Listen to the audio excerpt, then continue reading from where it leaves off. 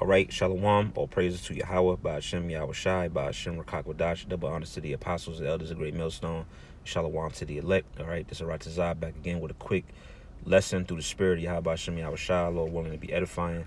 Just want to give a quick word on murmuring. All right, it's just a random topic that just popped up in my mind, just meditating on different things, and the topic of murmuring came up, and I just wanted to hit a few points on that. And seeing that now we're in the time of the Feast of Unleavened Bread, which is pretty much post Passover, all right, which was this last Tuesday at sundown, where you have the Feast of Unleavened Bread, which for 7 days you eat the unleavened bread, which is supposed to be symbolic of basically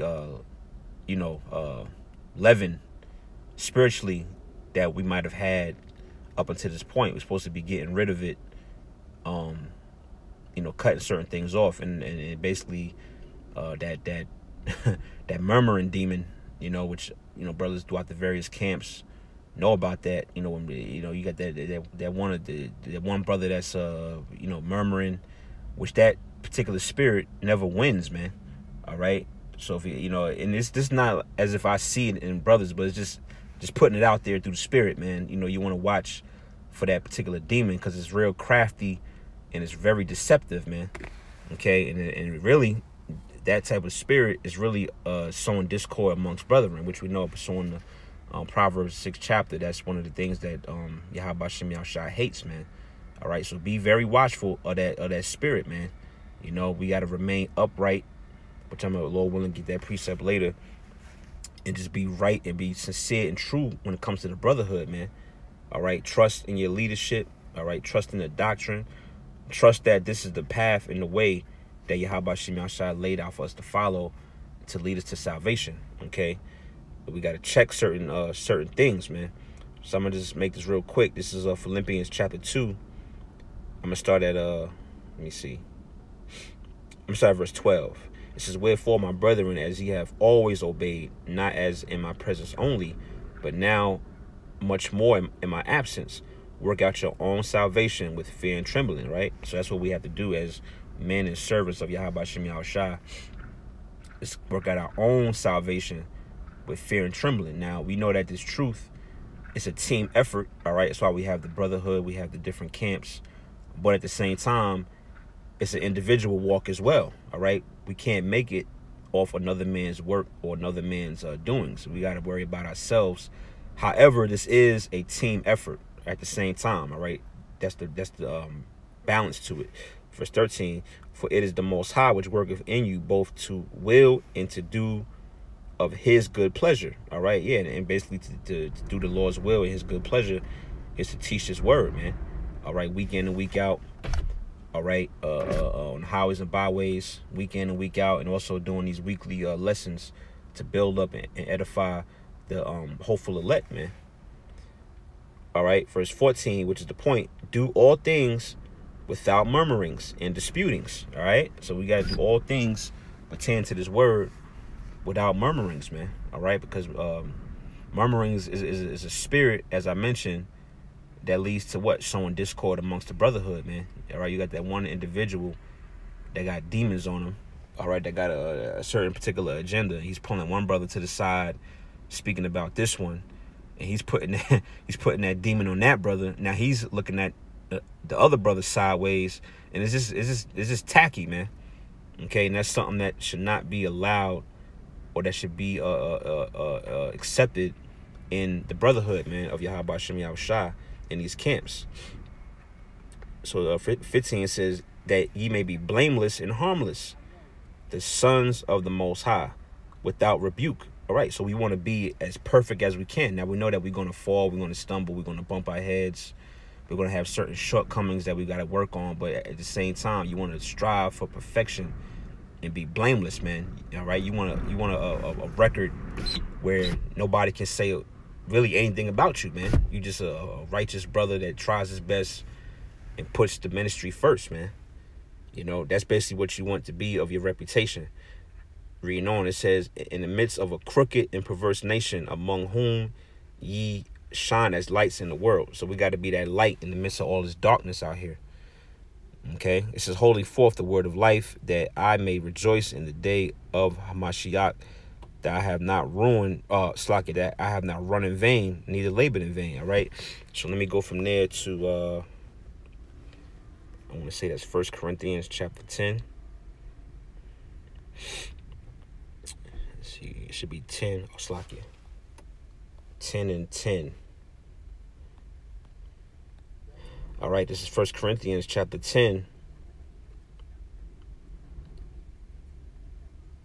I'm going to start at 7 and read down to verse 10. It says, neither be ye idolaters, as were some of them, as it is written, the people sat down to eat and drink and rose up to play. Neither let us commit fornication, as some of them committed and fell in one day 23,000. Neither let us tempt Hamashiach, as some of them also tempted and were destroyed of serpents. Neither murmur ye, as some of them also murmured and were destroyed by the destroyer. All right, so we don't want to fall after the same example. And we have examples, you know, whether in the scripture itself or whether in our daily lives. All right, or things that we personally experienced. You know, we had, you know, murmurers that was amongst the body, and we seen the outcome of it, man. That having that particular spirit doesn't promote you to a higher level. It just basically gets you called out, and you basically get put out the body, man. You know, so that murmuring spirit should never dwell amongst the body. It says, verse 11, now all these things happen unto them for examples or ensamples, and they are written for our admonition, upon whom the ends of the world are come. You see, so we have these examples in the scriptures and in our personal lives, man, on what not to do. Okay, and we got to take these things and hold it fast to us. Verse 12, wherefore let him that thinketh he standeth take heed lest he fall. All right, so yeah, you gotta be on your P's and Q's, man. Okay, while you busy looking at everybody else in their shortcomings and certain things like that, you better be watching your own self, man, before you fall. All right, so this truth is a very tedious matter. It's very delicate, and we gotta move. That's why it's important to pray too, man. You know, I don't want to make the video about prayer, but prayer is very essential, because we need that spiritual guidance to keep us on that tight rope, man, because we could fall just like the examples that we know of, man. All right, so let me get I might get one more scripture. This is Wisdom of Solomon in the Apocrypha, chapter 1 and verse 10.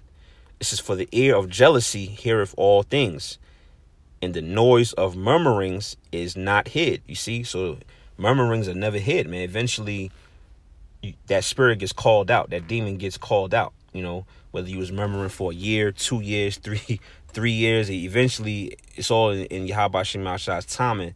But over time, that or eventually, after a period of time, that demon gets called out, man. All right, that's why it says the noise of murmurings is not hid. Verse 11, therefore beware of murmuring. So you got to be on watch for that, man. All right, which is unprofitable. As I mentioned, having that spirit, that demon, doesn't promote you in the spirit. It doesn't help you to abound or to excel in the ministry of Yahweh Shem Yahushua. If anything, it just gets you exposed and cast down in the midst of everybody, man.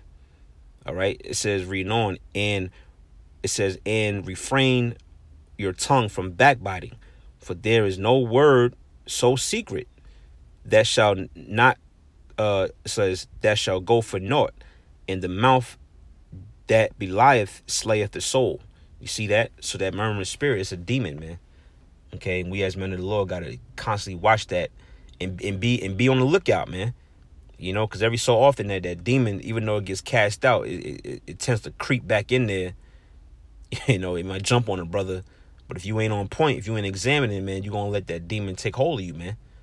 And next thing you know, you're gonna be murmuring about a brother, and then, you know, it spreads like a cancer, and hey, that cancer gotta be cut out, man. You know, so that's one. Matter of fact, let me get one more scripture just to end it off. This is Psalms chapter 37, verse 37. Because at the end of the day, this is what we have to remain as to the best of our ability while we in this truth, man. Is watch out for these demons, watch out for these particular spirits that could potentially jump on you, and know how to shake it, man, and what? Continue to be upright. So this is Psalms 37 and 37. Mark the perfect man, and behold the upright, for the end of that man is peace. All right, so we have to pattern ourselves after perfection and after being upright, man. Okay, and murmuring to another brother is not an act of perfection, and it's not a attribute or element of being upright. All right, in your mind, man. All right, these things have to be cut off, checked, okay, and rectified, man. All right, so Lord willing, that was edifying. All right, just want to just put that out there real quick through the spirit of Yahweh Shem Yahushua. Lord willing was edifying. Giving all praises, honor, and glory to Yahweh Shem Yahushua, Bashem Rakak Wadash. Lord willing, to the next video. Shalom.